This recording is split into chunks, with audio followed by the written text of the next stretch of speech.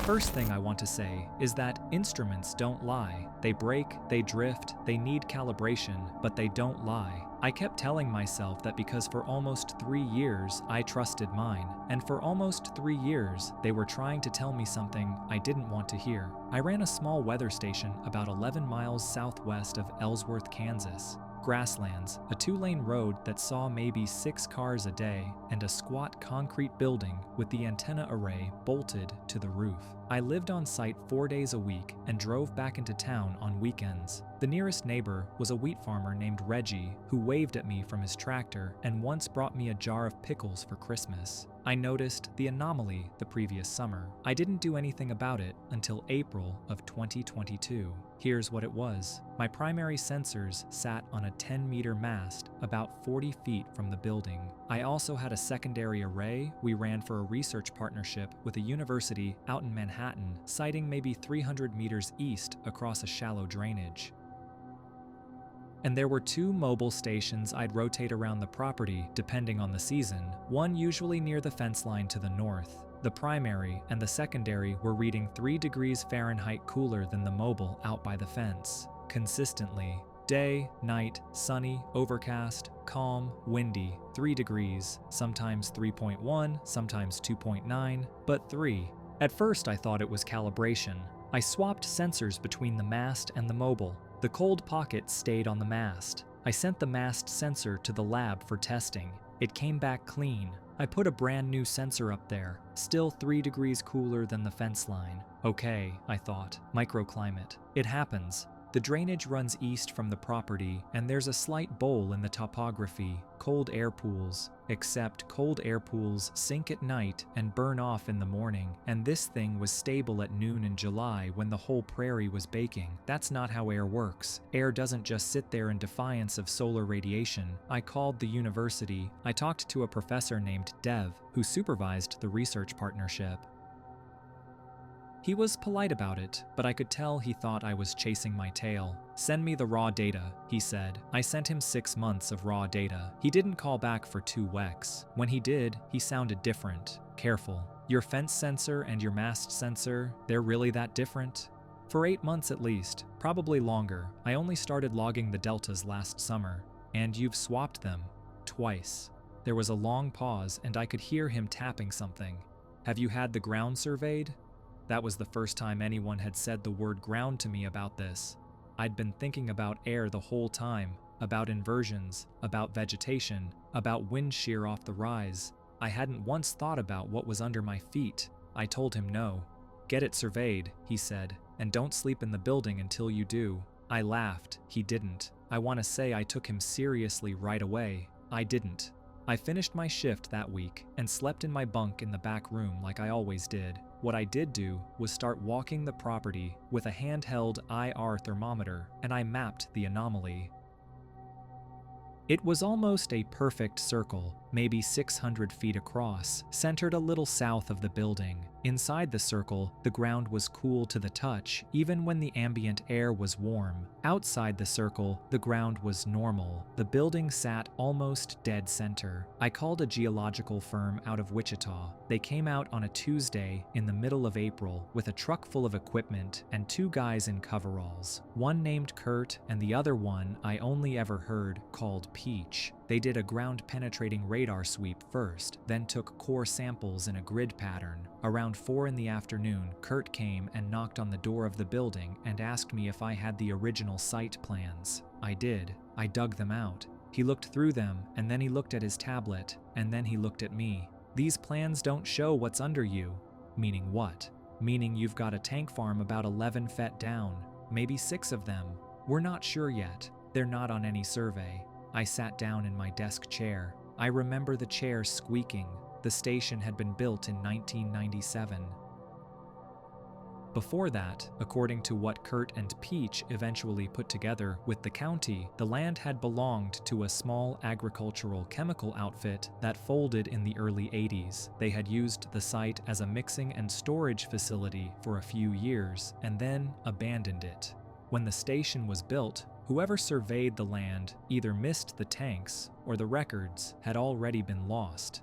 The tanks stayed. They sat there under the concrete pad and the grass for 25 years, slowly leaking.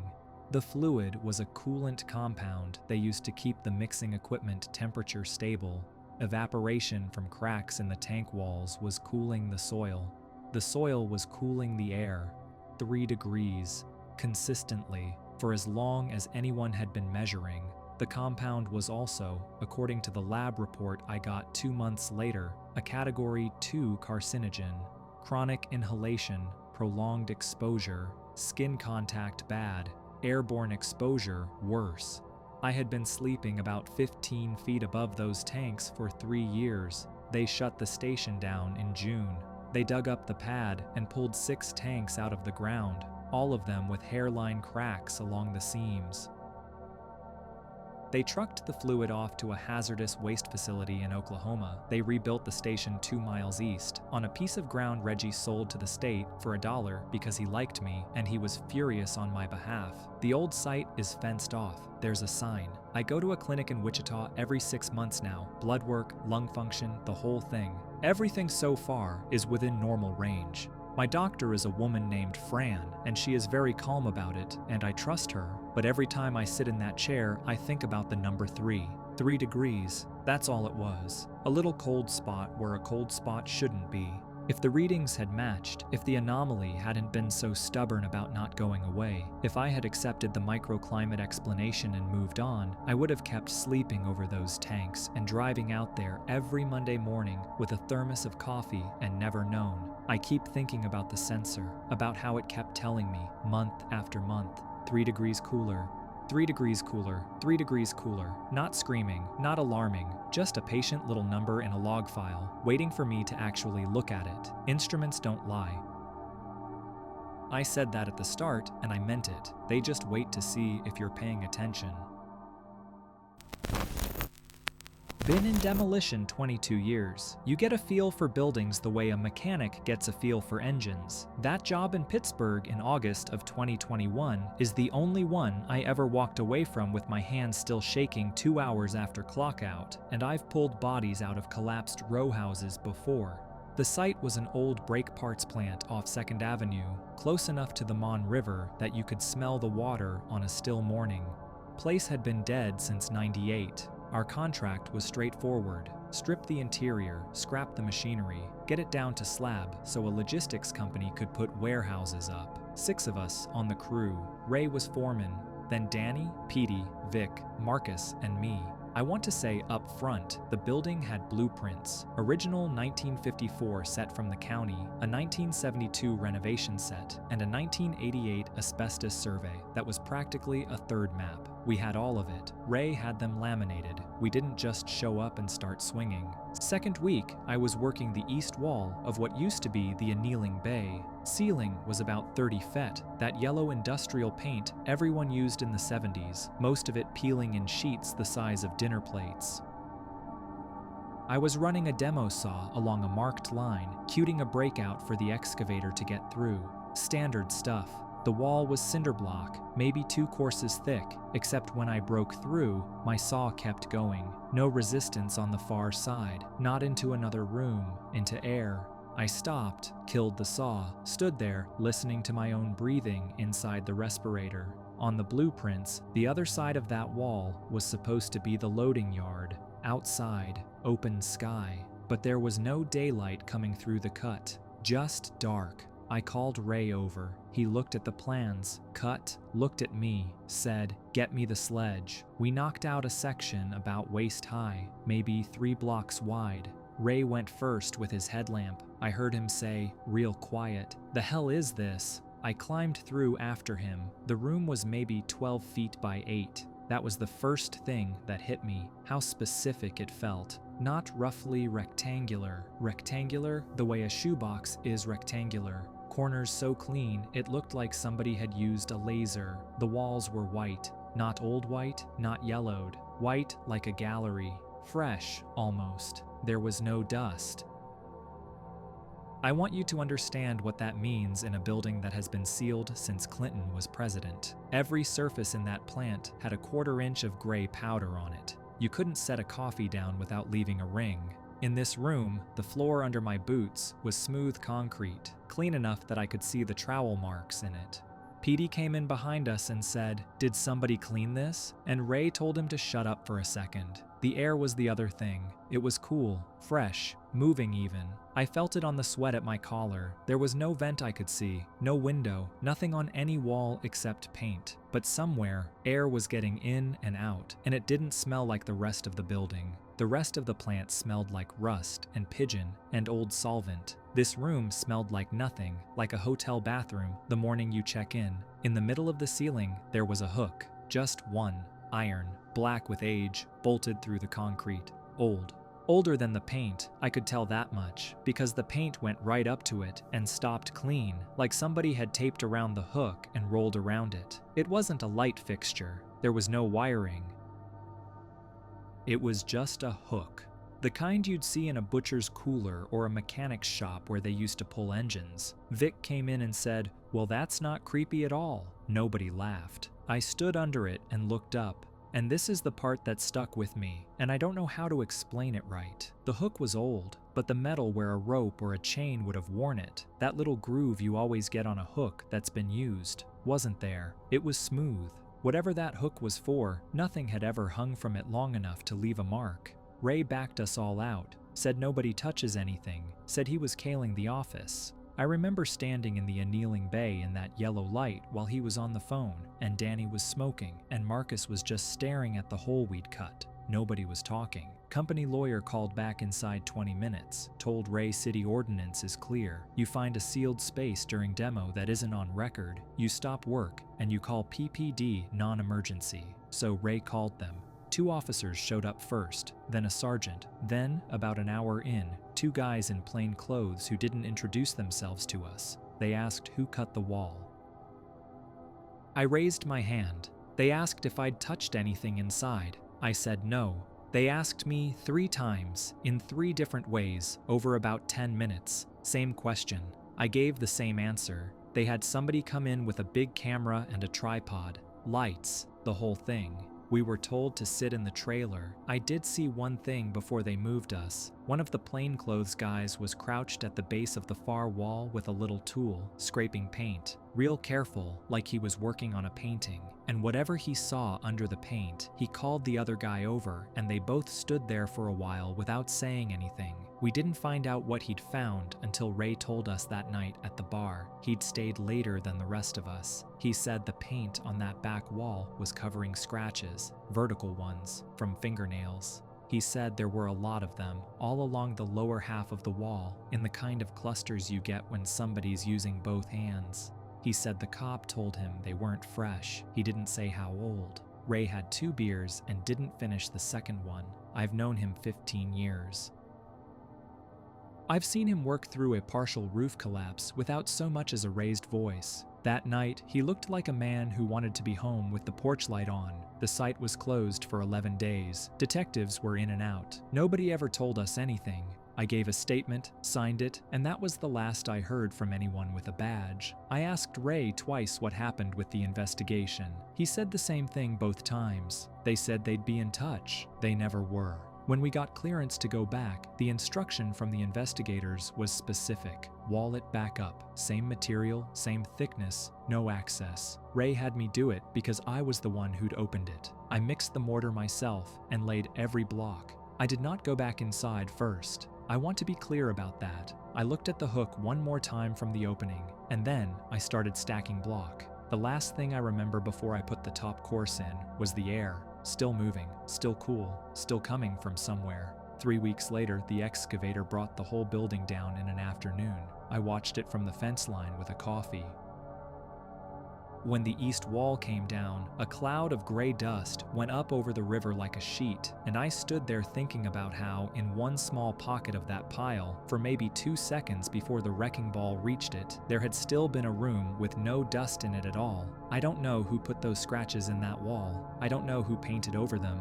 I don't know who kept the air moving in a room that had been sealed for at least 23 years, or how, or why. I don't know what the hook was for, and I've decided I'm better off not guessing. The logistics company built their warehouses. I drove past there last spring on a haul to Bethel Park. 2 beige buildings with truck bays. Looks like every other yard in the county.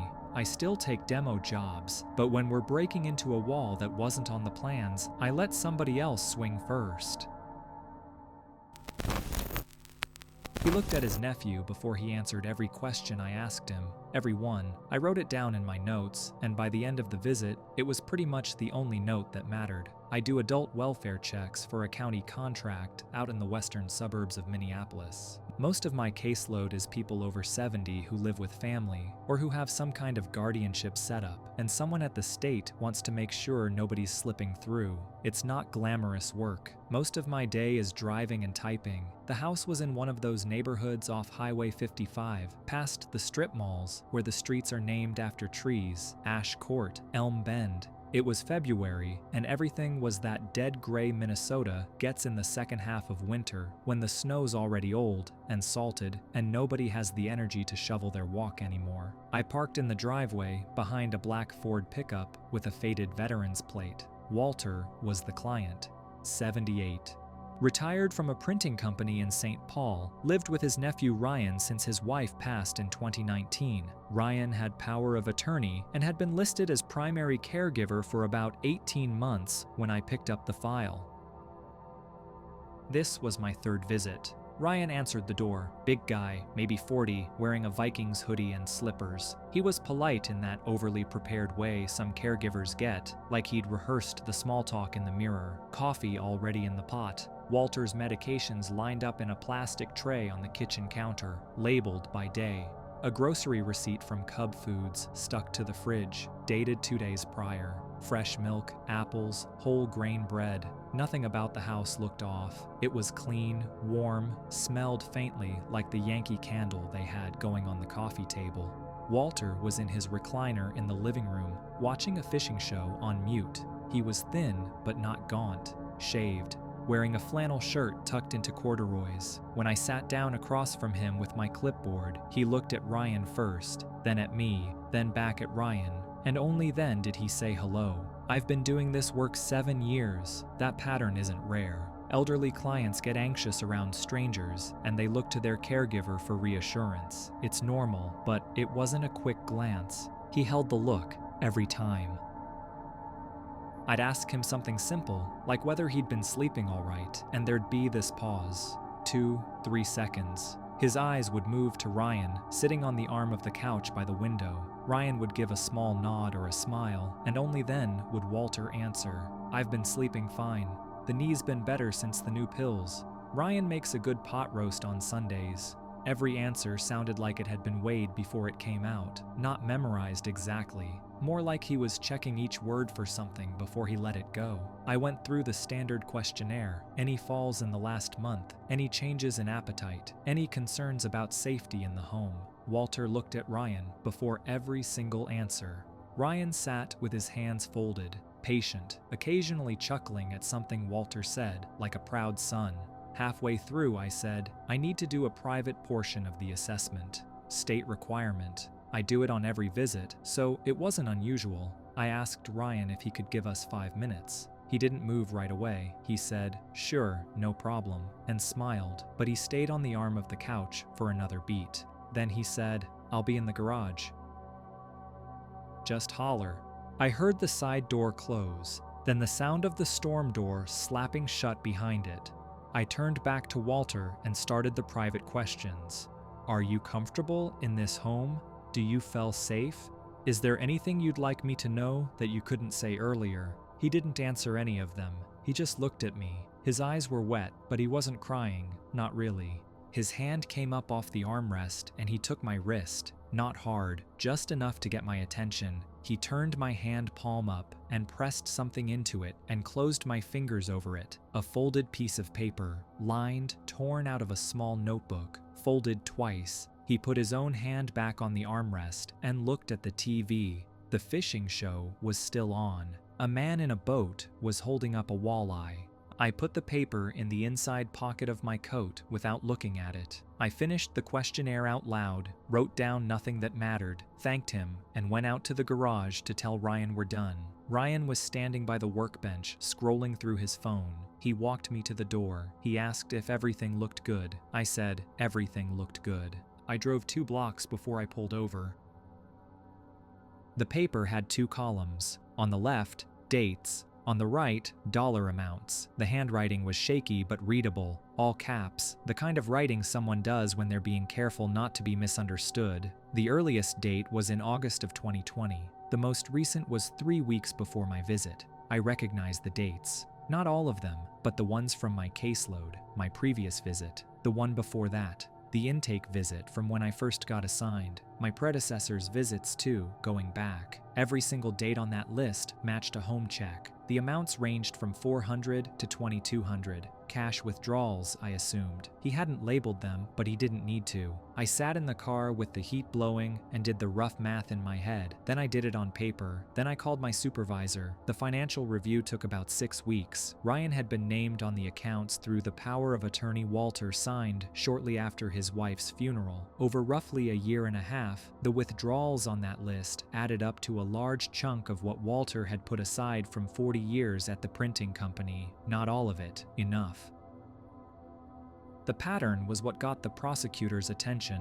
Every withdrawal was within 24 hours of a scheduled state visit, sometimes the same day after I left. Ryan had figured out that a fresh welfare check meant a clean file, and a clean file meant nobody was looking. So he moved money on those days, because those were the days he was invisible. That's what stayed with me. How he waited for the sound of my car pulling out of the driveway before he went to the bank. How Walter sat in that recliner and watched it happen and couldn't say a word to me because Ryan was 5 feet away, on the arm of the couch. The case went to the county attorney. Ryan was charged. Walter was moved into the guardianship of a cousin down in Rochester who'd been trying to get involved for years and had been kept at arm's length.